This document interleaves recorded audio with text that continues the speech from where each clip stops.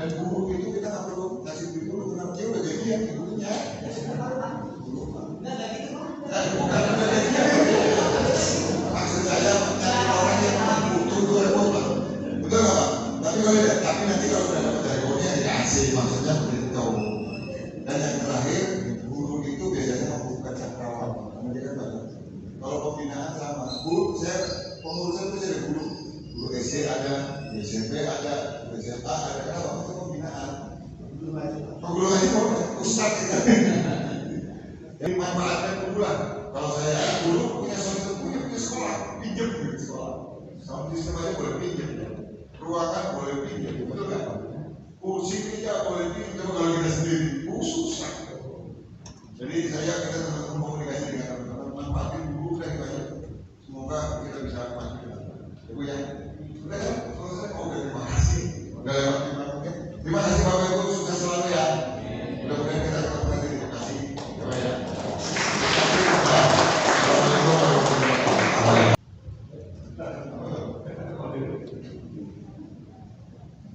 Kebanyakan kunci Inggrisnya. Ini yang pasti ada sesuatu. Asli itu Pak.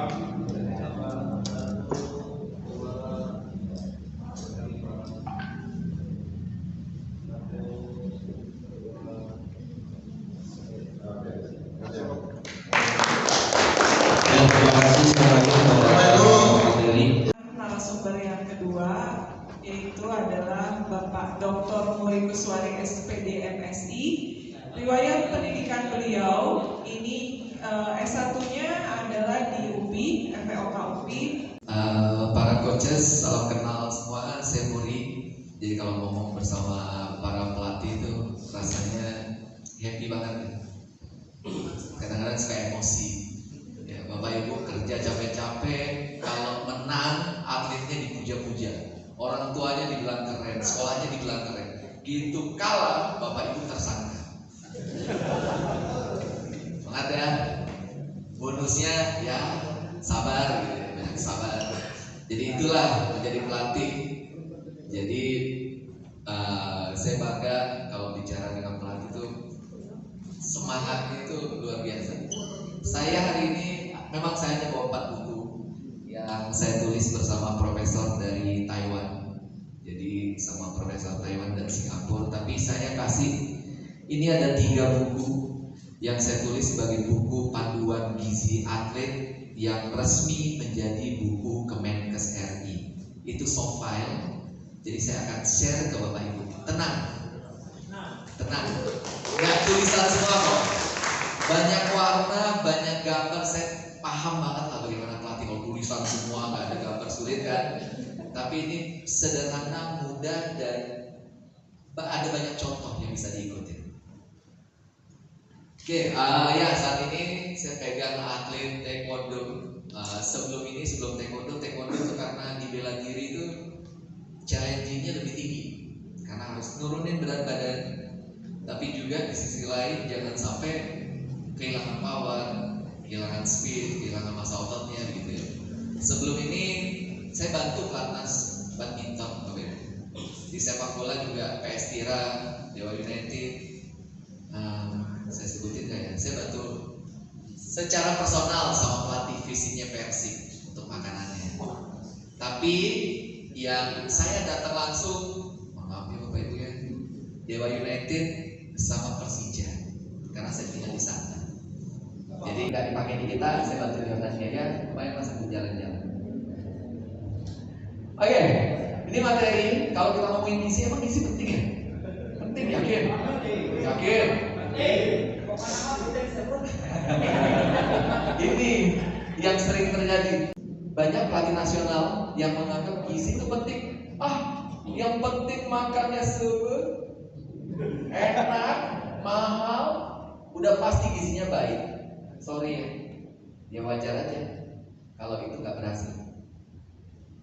Cara saya mendampingi atlet, bahasa saya satu kalimat, you are what you eat.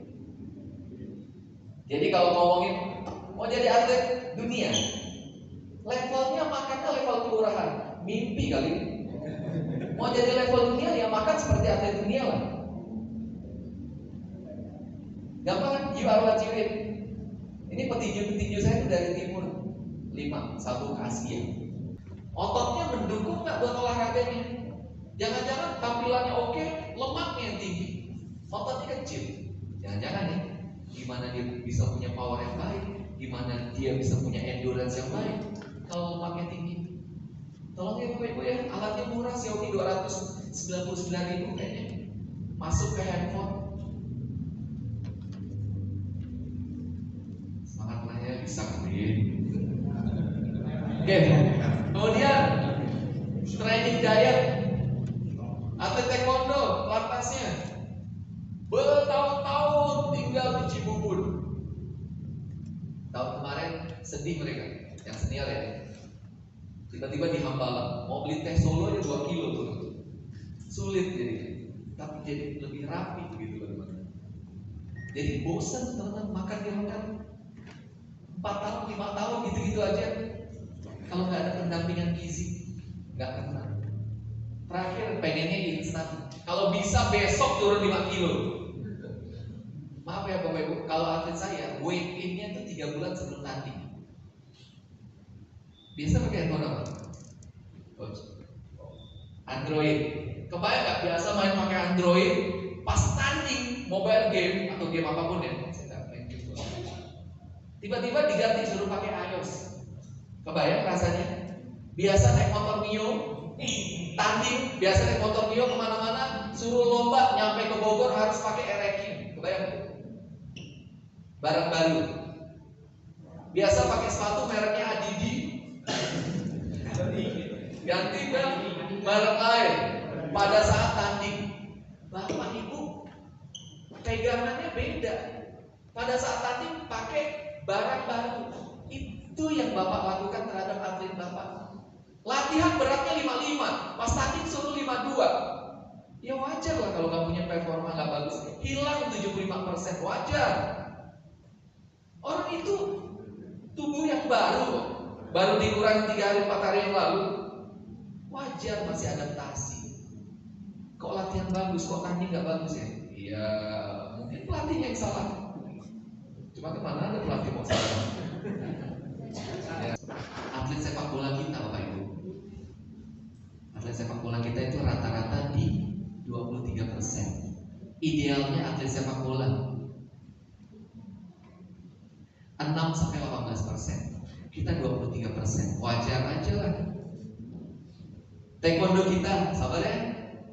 Nih, taekwondo kita latihan bela diri. Saya pakai gula 5-16%. Atlet kita masih 28. Atlet Jordania itu atlet teladan.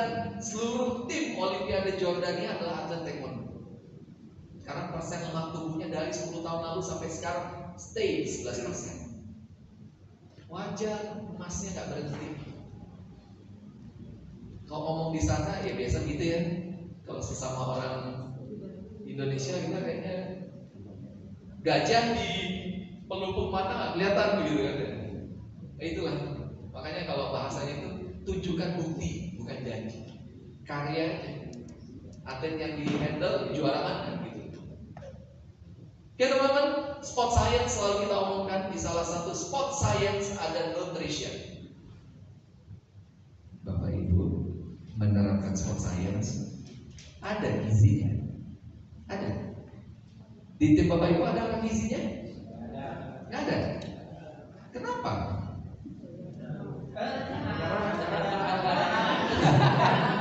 Tuh gini, ini yang selalu disebutin anggaran. Gini deh ya, saya tanya balik, atletnya makan nggak? Selama atlet makan, artinya gizi itu kan hanya bantu rekomendasi, nggak merubah makanannya yang biasa makan sambal, kemudian harus makan pasta, nggak gitu keles. Sering banget atlet Indonesia itu, Bang Muri, lagi di Itali nih, makanannya apa? Biasa makan apa? Pecel ayam. Yang makan apa pecel ayam? Bapak Ibu biasa makan pecel ayam. Wah, mumpung lagi di Korea, ramen dong. Saya yakin Bapak Ibu makan ramen di sini sama Korea itu beda. Rasanya beda. Kemudian makannya lebih sedikit. Energi yang harusnya diisi 100 hanya diisi 75. Sabarlah. Kalau biasa nendang 20 kali, tiba-tiba nendangnya hanya 15 kali, 16 kali. Shooting akurasinya 10, ini hanya 8, hanya 7. Wajar lah. Walaupun sama-sama 500 kalori.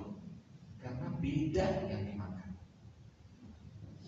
Nah, konsep ini gak cocok ternyata kalau di kita nih. Emang segitu ribetnya. Kalau di luar negeri, mohon maaf Bapak Ibu ya, suhu di sini di sana dihitung.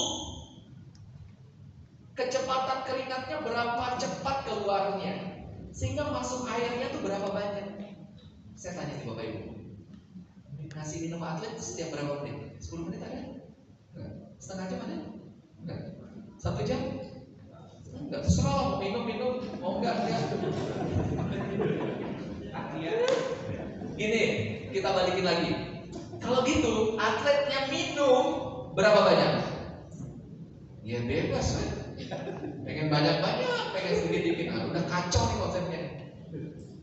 Ya, sport science, Cristiano Ronaldo 7%, sampai sekarang 7%. Wajar lah ya. Energinya nggak habis-habis. Performanya selalu baik, wajar lah 7%. Atlet kita 18, 19, 20, 23, 24. Sabarlah. Mungkin nggak pernah kita omong. Tapi yang menjadi concern adalah yang bisa ngomong ke atlet adalah pelatih. Bukan ahli gizinya, bukan masternya, pelatih. Cuma yang jadi masalah adalah, lihat nih, mau di Indonesia, mau di Eropa, mau di Amerika sama. Nggak semuanya pelatih itu jago gizi. Ya saya juga belajar pelatihan olahraga. Gitu belajar gizi saya ingat banget ujiannya itu, menghitung kalori soto. Ada soto ayam, ada soto macam-macam ya. Itu juga udah perbedaannya panjang. Jadi mereka nggak paham gizi. Yang ditanya kalau atlet pasti nanyanya ke pelatih, coach makannya apa? Nah, pelatih jawabnya apa? Saya dulu dapat perak karena sehari makan 3 telur. Atlet saya makan 5 telur plus daging, pasti emas. Bapak Ibu, kalau bahasa kasarnya ya, Bapak Ibu nggak paham gizi, tapi Bapak Ibu yang ditanya tentang gizi, makannya apa, suplemennya apa. Kalau ada dokter yang pertama ditanya, yang kedua ditanya adalah pelatih. Anda jawab apa? Setaunya kan, makan direbus-rebus, jangan digoreng, kurangin gorengan, jadul. Jadi kalau kayak gitu nggak kena gitu loh. Itu ibaratnya orang buta mimpin orang buta. makan prasmanan atlet. Nah, apa yang dimakan tuh? Kalau sehotel sama atlet, mohon makan dulu kita orang biasa. Setelah itu baru atletnya makan. Kalau atletnya belum makan, hilang itu. Dagingnya habis, ayamnya habis, telurnya habis. Karena atlet, makan protein tinggi. Oh cincang. Makan protein tinggi bener. Emang iya? Yang dipakai sumber energi emang protein? Karbo sumber energi. Pertama dan utama. Yang kedua apa? Lemak. Protein buat apa? Cadangan. Pemulihan. Energinya nggak dipulihkan. Pemulihan apa itu protein? Kalau bahasa Cimahinya muscle soreness, DOMS, sebagai tanda bahwa olahraganya improve, ada DOMS. Jadi jangan ditakuti dia memang itu improve-nya, tapi segera dirilis gitu loh. Dengan apa? Protein. Energinya enggak. Karbohidrat. Tapi kenapa atlet kalau malam itu makannya pisang 1, ikannya 4? Tahu dari mana? Pelatihnya bilang banyakin protein. Tuh orang buta, nyipir orang buta. Saya bisa ngomong kayak gini karena saya sadar, saya juga belajar sebagai pelatih. Oh, belajar gizinya gini, kacau ya ternyata ya. Padahal yang bisa ngasih arahan itu pelatih. Jadi minimal pelatih itu punya konsepnya. Kita belajar konsepnya, bukan detail cari makanannya berapa gram. Nggak usah deh, itu ada ahli gizi. Ya, jangan ribet-ribet begitu. Dan atlet itu orang sehat. Kalau dia jantung, dia hipertensi. Kebayang nggak orang hipertensi disuruh makan gorengan banyak-banyak? Bahaya. Kalau atlet emang bahaya. Emang bahaya atlet. Larinya menurun kalau dia makan gorengan. Tendangannya berkurang powernya kalau dia makan gorengan. Kenapa dilarang? Yang jadi masalah adalah kalau tiap hari makan gorengan. Kalau atlet tinju saya, tiap minggu saya tanya, John, baby, mau makan apa minggu ini? Pengen banget minum soda. Sikat, sekali minum 3 liter. Yang tadi dibikin program latihan untuk meningkatkan kesehatan kebugaran, dibikin latihannya. Kemudian apa bahan bakarnya? Ini bahan bakarnya untuk mendukung itu. Sehebat apapun latihannya, kalau bahan bakarnya nggak tepat, ya percuma lah. Handphonenya canggih, tapi nggak dicas, percuma. Di sini nih, lagi kegiatan nggak ada buat recharge, nggak bawa power bank, ya sabarlah. Cahayanya diredupin, bener. Bluetoothnya matiin, supaya apa? Efisiensi, kayak agak-agak. Kenapa bisa begitu? Karena nggak ada suplai yang diberikan, nggak ada power bank. Itu juga dengan atlet. Banyak tuh pelatih-pelatih, jangan minum ya. Saya tanya, kenapa nggak minum? Bang Muri, nggak minum aja udah keren, apalagi minum. Konsep yang perlu diperbaiki Bapak Ibu ya. Oke, ini kebayang mobil begini, mobil formula, kebayang nggak diisi? Pertama oplosan, kayak ingat something ya, kayak ingat sesuatu ya. Oke, premium oplosan, mesinnya kencang, akan kencang nggak ya? Enggak, pasang kompresi. Atau harusnya diisi bensin tapi diisi solar? Oh itu mati. Atau yang sering terjadi di kita, tangkinya 40 liter, diisinya 10 liter, kenceng tapi nggak sampai finish. Kayaknya ingat something ya, dulu kebobolan babak kedua sering banget kita ya. Itu udah formalitas, lari formalitas, lompat formalitas, udah capek. Iyalah, yang penting kelihatan di lapangan. Jadi makannya harus tepat, bahan bakar itu ibaratnya makannya. Berapa banyak? Kombinasinya ada karbo, ada lemak, ada protein. Mau berapa banyak dikombinasiin? Mau banyakin proteinnya, mau banyakin karbonya, atau banyakin lemaknya? Coach, untuk besok latihan latihannya, saya makannya gimana coach sebelumnya? Saya banyakin lemaknya, apa banyakin proteinnya, apa banyakin nasinya? Jawabannya apa kalau gitu Bapak Ibu? Ya kayak biasa weh. Jangan begitu ya Bapak Ibu ya. Kita belajar konsepnya hari ini. Dan itu menjadi workshop kita.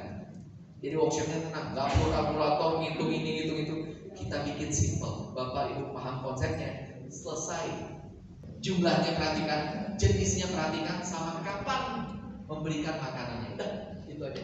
Oke, bisa kita tutup sekarang. Oke, kalau gizi itu melihatnya gini, latihannya tujuannya apa sih? Mau hipertrofi, mau meningkatkan powernya, atau mau apa, nurunin berat badannya. Gizi itu support zat gizinya. Jadi nggak bisa yang namanya latihannya atlet renang. Wih, pokoknya namanya atlet renang, latihannya berenang. Masa iya? Emang iya? Atlet apa? Arung jeram. Latihannya hanya di arung jeram aja. Enggak kan? Tuh, ini kayak gini. Orang gizi di Indonesia nggak tahu, karena bukan sarjana pelatih. Nah, itu untungnya saya pindah jurusan. Jadi saya tahu apa yang Anda rasakan. I feel you deh. Jadi pada saat tahap persiapan, apa yang diperhatikan? Jenis dan frekuensi pemberian karbohidrat. Jenis dan frekuensinya.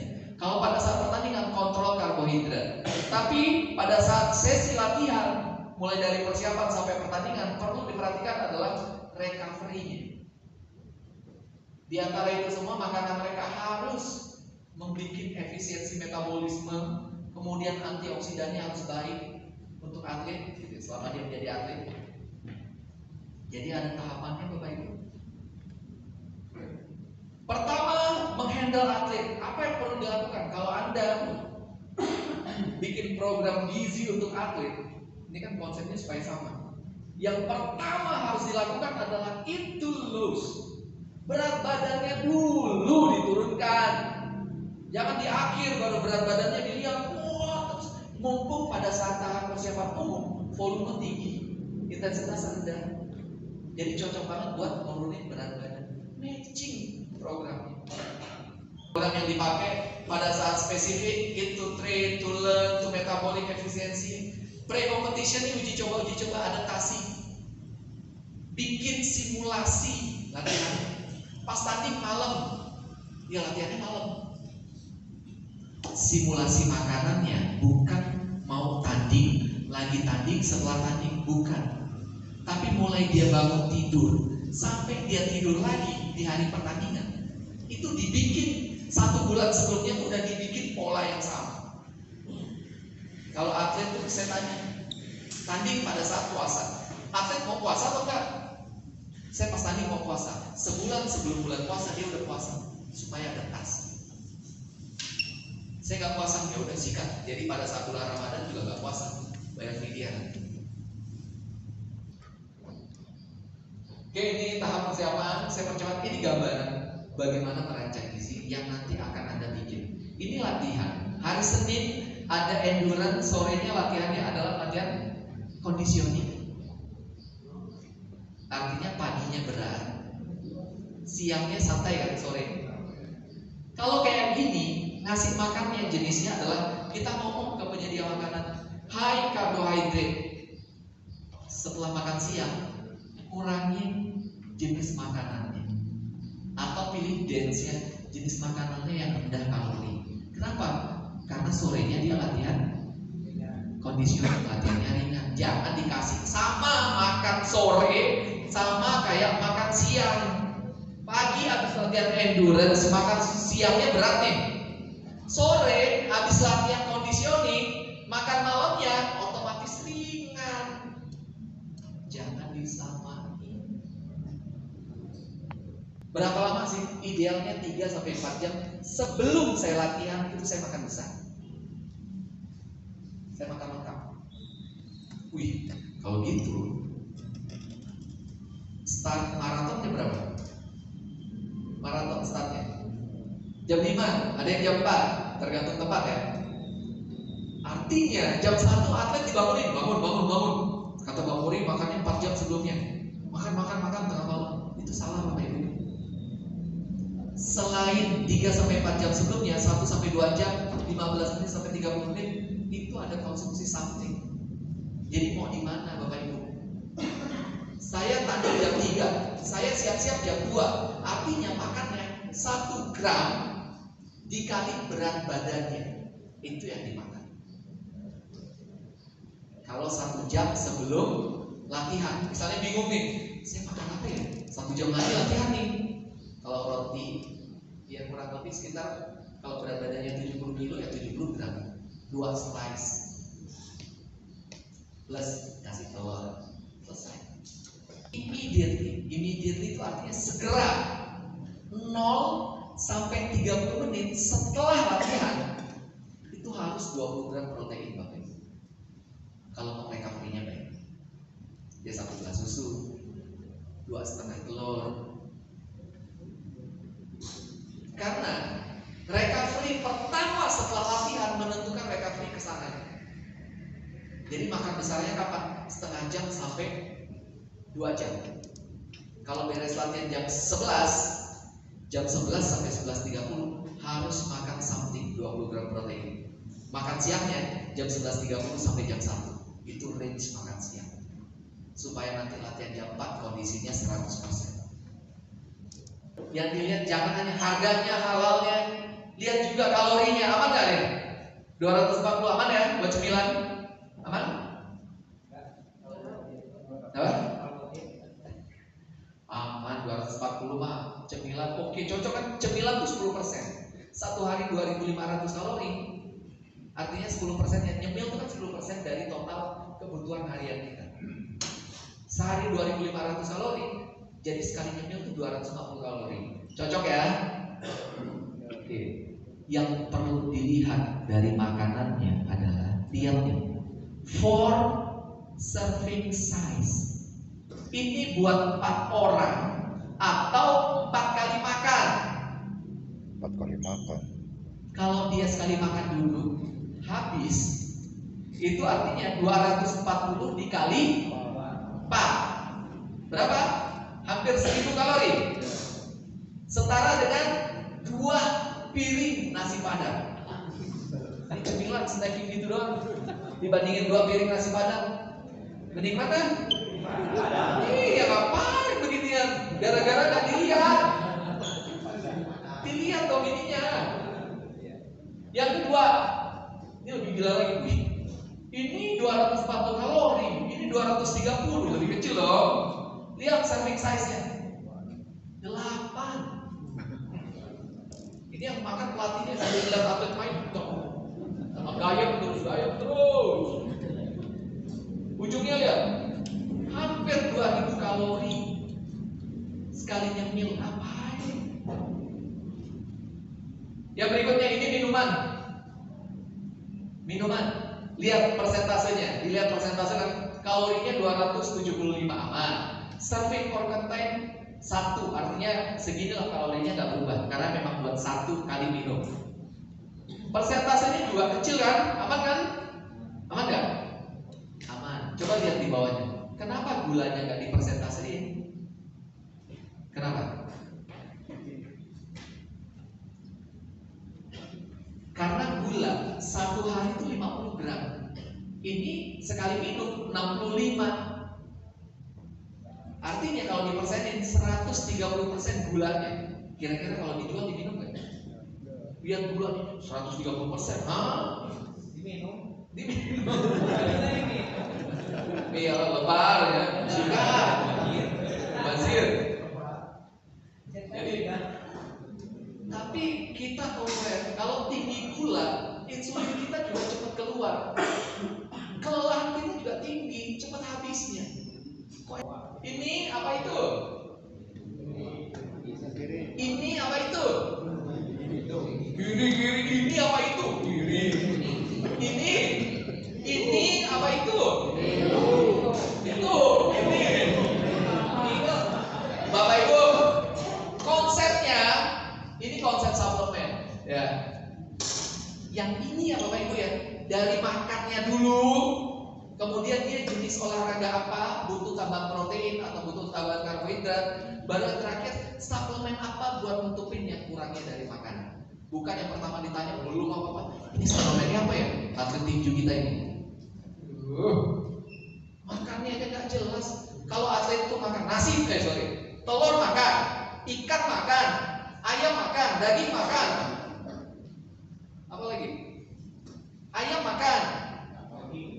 Kemudian masih minta whey protein suplemennya. Ngapain? Saya teliti. Di tulisannya 20 gram protein. Isinya hanya 4 gram protein. Atau dibikin opinion, public opinion atau expert opinion.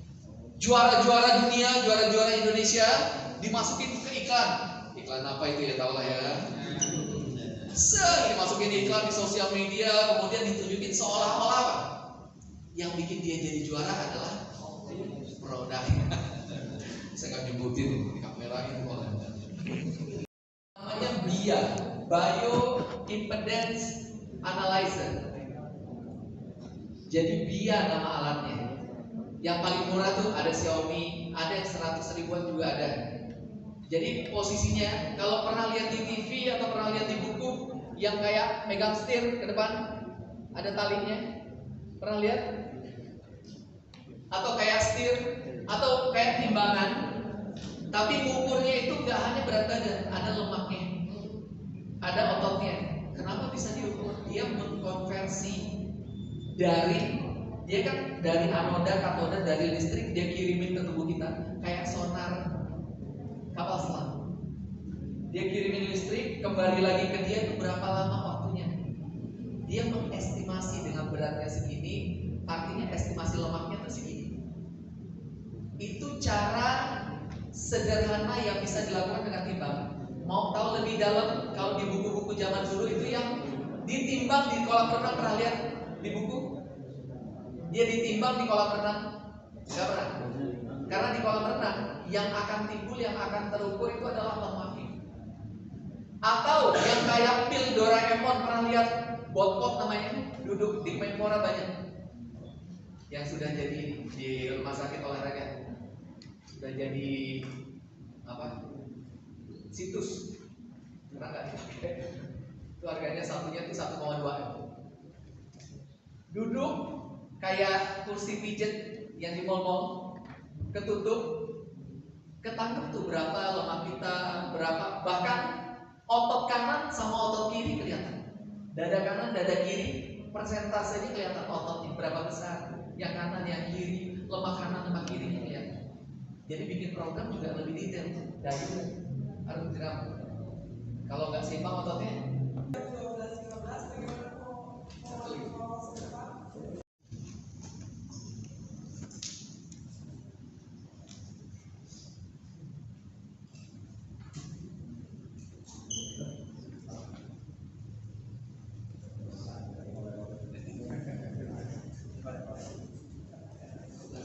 Silakan didampingin.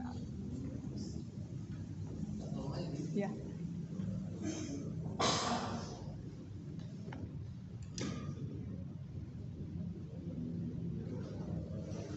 Boleh kita fotoin. Oh iya boleh.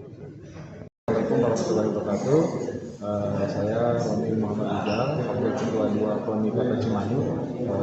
Alhamdulillah hari ini merupakan hari kedua pelatihan pelatih cabang olahraga di lingkungan KONI Kota Cimahi yang dipersiapkan untuk babak kualifikasi Porprov ke-15 2025. Alhamdulillah materi yang diberikan itu ada latihan kondisi fisik, kemudian pencegahan cedera, gizi dan psikologi olahraga, di mana keempat materi itu menurut kami dari KONI sebagai bidang Binpres itu merupakan hal yang memang urgent untuk diberikan kepada para pelatih yang nanti akan mempersiapkan para atletnya menuju Porprov 2025. Nah, mudah-mudahan ini bermanfaat dan saya lihat memang antusias pelatih bagus sekali dan insya Allah pelatih Kota Cimahi secara keilmuan dan kualitas itu bisa terupgrade. Amin. Mudah-mudahan khususnya untuk cabang binaraga tetap konsisten ya untuk memberikan medali emas untuk Kota Cimahi. Terima kasih. Assalamualaikum warahmatullahi wabarakatuh. Oke, jadi kesan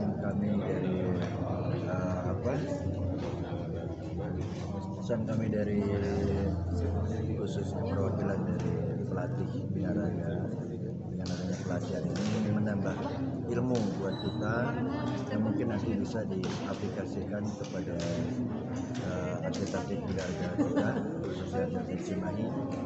Gimana sih cara kita berlatih dengan menggunakan ilmu yang kita